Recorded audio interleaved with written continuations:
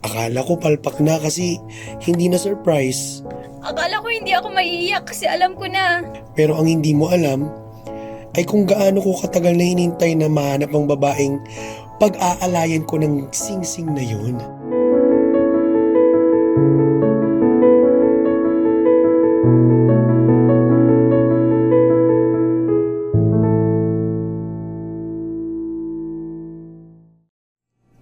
Mitch, pakipikit muna yung mga mata mo.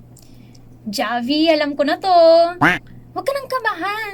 Basta, sumunod ka na lang sa akin. Konti na lang. Sige na nga. Oh, dilat na. Wow! Ang ganda naman dito. Ang daming ilaw. Akala ko ba sa restaurant lang tayo? Sabi ko naman sa'yo, gusto ko, especially yung gabing to eh. Mitch, alam kong nakita mo na yung email sa akin. Yung tungkol sa singsing na galing sa jewelry shop. Alam kong alam mo na yung mga mangyayari ngayon. Pero ang hindi mo alam ay kung gaano ko katagal na hinintay na mahanap ang babaeng pag-aalayan ko ng singsing na yun. Javi. Akala ko palpak na kasi hindi na surprise.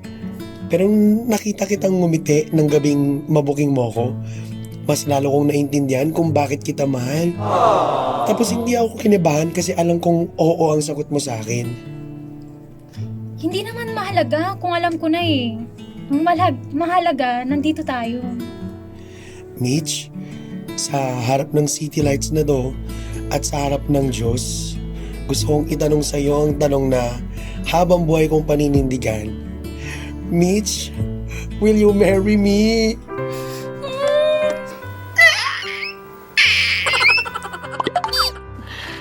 Sana all. Akala ko hindi ako maiiyak kasi alam ko na.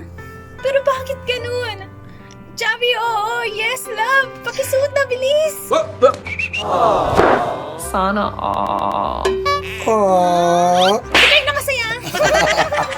Javi.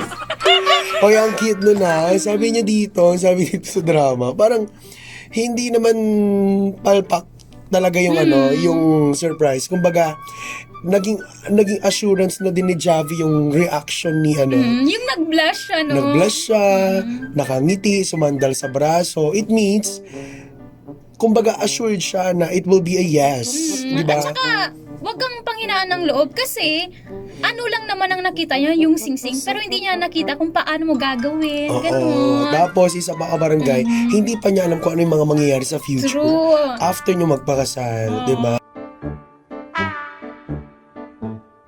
Sana all.